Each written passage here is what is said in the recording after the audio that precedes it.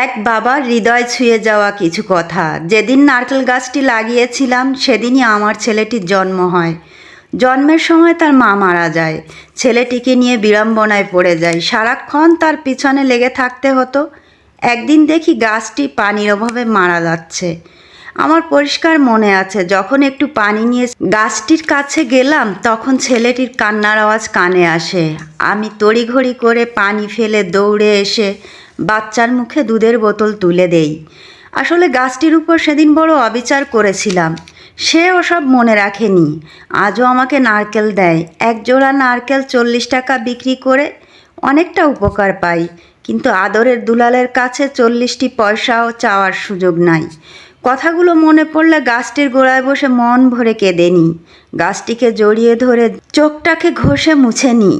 বলি, নে, আজ তোকে বড় মূল্যবান পানি দিলাম, তুই দোয়া করিস তবুও যেন খোকা সুখে থাকে, কারণ আমি তার বাবা। গল্পটি যদি ভালো লেগে থাকে লাইক কমেন্ট করে আমার রান্নাঘরের সাথে থাকবেন। সবাই ভালো থাকবেন। আল্লাহ হাফেজ।